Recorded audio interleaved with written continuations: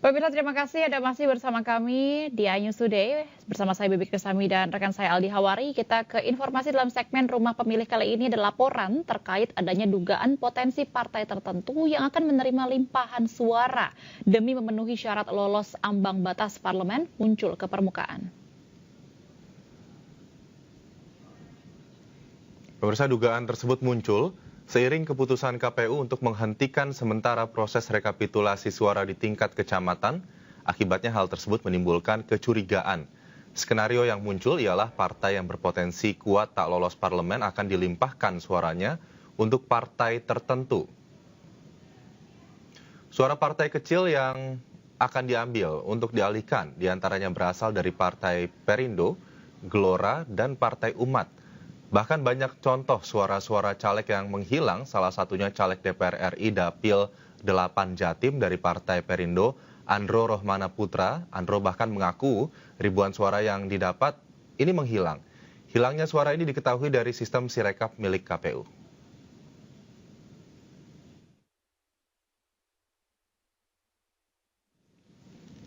Ya, pemirsa, dan untuk membahas lebih lanjut mengenai hal tersebut sudah hadir bersama kami calon legislatif DPR RI Dapil 8 Jawa Timur dari Partai Perindo, ada Mas Andro Rohmana Putra dan Komisioner KPU RI Bapak Idam Kholik. Halo, selamat pagi Mas Andro, Pak Idam. Terima kasih telah bergabung bersama kami di iNews Today hari ini. Selamat pagi Mbak, Mas Andro. Ya. Kita mungkin ke Mas Andro terlebih dahulu ya.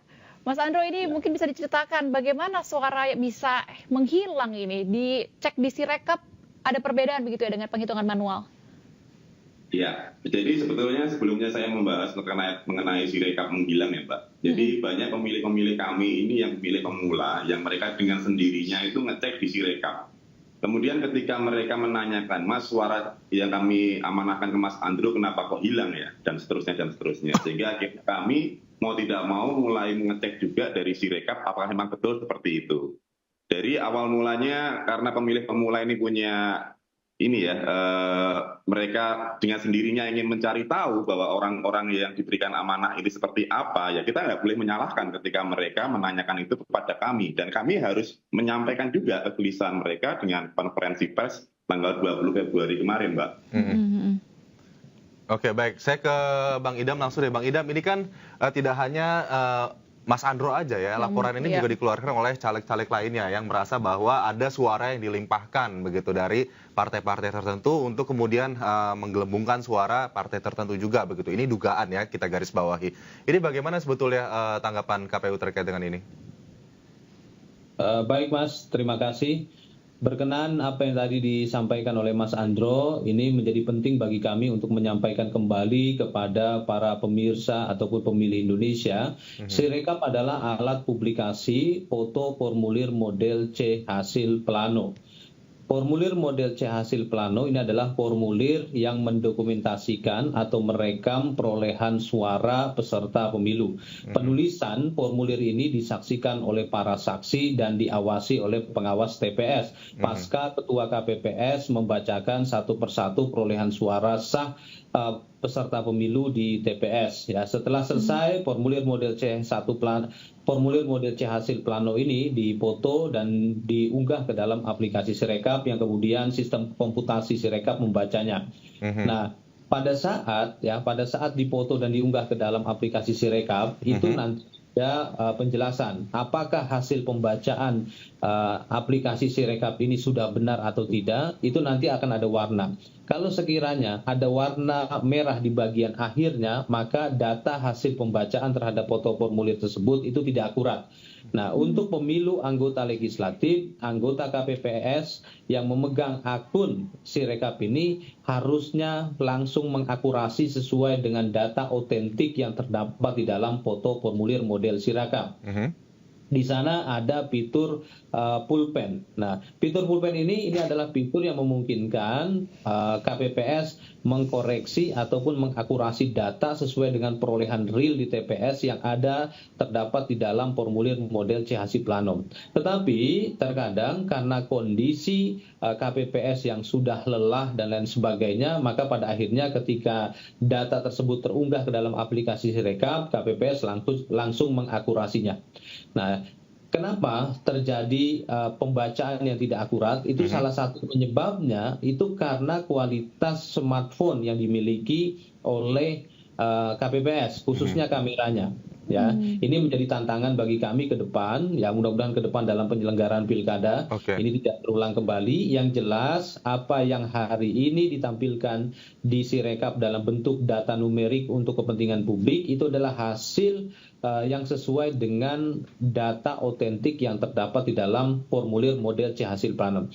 Oleh karena itu, pada saat kita membuka aplikasi Sirekap, mohon dicek foto formulir model C hasil plano. Apakah data yang kami tampilkan ini sudah sesuai atau tidak? Kalau kemarin ada data yang sering kali ditafsirkan oleh publik dengan data yang fluktuatif, ini memang satu akibat dari yang namanya akurasi atau koreksi data terhadap data otentik formulir model C hasil plano. Mengapa KPU melakukan hal tersebut? Karena KPU mendapatkan surat saran perbaikan dari Bawaslu RI tertanggal 17 Februari 2024. KPU melakukan hal ini dalam rangka pemenuhan hak informasi publik, ya, karena hak informasi adalah hak asasi warga negara. Nanti saya mohon kepada calon anggota legislatif, ya, dapat mengecek foto formulir model C hasil plano, lalu dilihat data numerik tampilan publik Sirekapnya. Insya Allah tidak ada suara yang dikurangkan ataupun insya Allah tidak ada suara yang dilebihkan. Nah, selanjutnya, silakan Bang.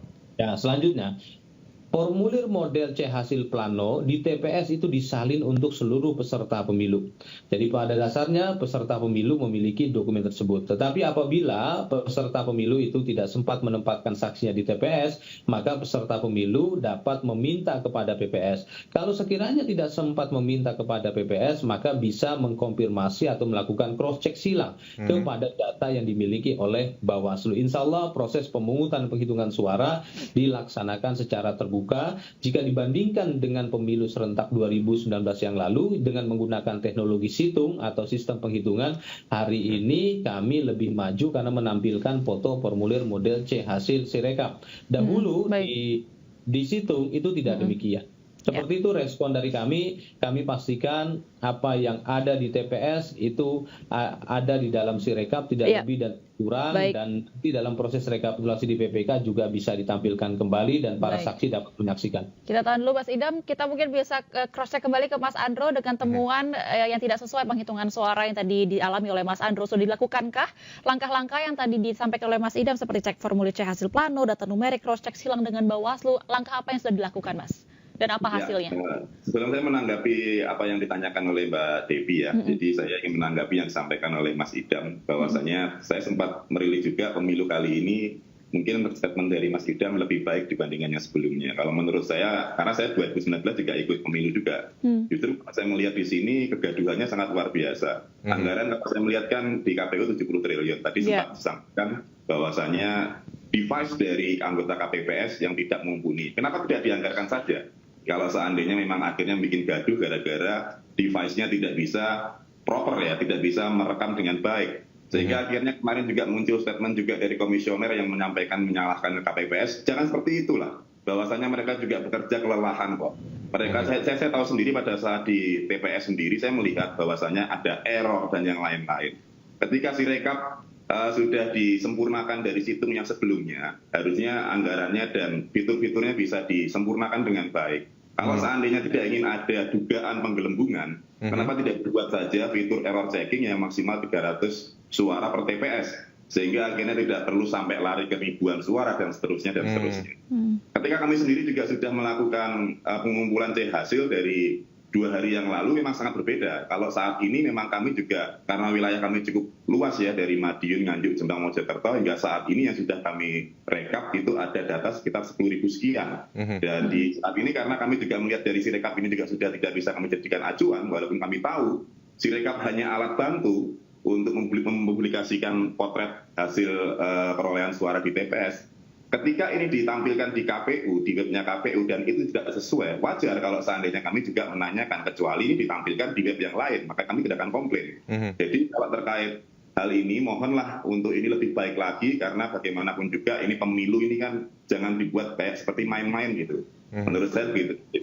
Baik, Bang Idam mungkin boleh langsung ditanggapi saja terkait dengan tadi disampaikan oleh Mas Andro ya. Terutama dengan anggaran yang juga fantastis begitu ya, naik hampir 60% dari pemilu sebelumnya. Dan mungkin yang juga harus diklarifikasi ini Bang Idam adalah kemudian sekarang masyarakat dengan kegaduhan yang terjadi di Sirekap begitu, kemudian mempertanyakan apakah betul ada penggelembungan suara untuk kemudian partai ataupun caleg tertentu begitu. Karena ini sudah beredar luas juga videonya viral di tengah masyarakat. Bagaimana respon dari KPU? Dalam demokrasi, kritik adalah bagian dari hak kebebasan berekspresi dan kami memaknai sebagai sebagai early warning system bagi kami atau peringatan dini bagi kami, dan kami juga maknai dalam pemaknaan yang berbeda. Inilah motivasi, ini adalah sarana bagi kami untuk melakukan pembuktian moment of the truth ya. Berkenaan dengan komentar tadi, mengapa anggota KPPS tidak diberikan gadget saja? Penentuan biaya operasional di TPS itu tidak semata-mata kami yang menentukan, tapi kami juga berdiskusi dengan Kementerian Keuangan, dan bahkan Kementerian Keuangan pernah menerbitkan surat edaran berkenaan dengan hal tersebut, karena penggunaan uang negara itu harus dapat dipertanggungjawabkan dalam konteks efektif dan efisiensi.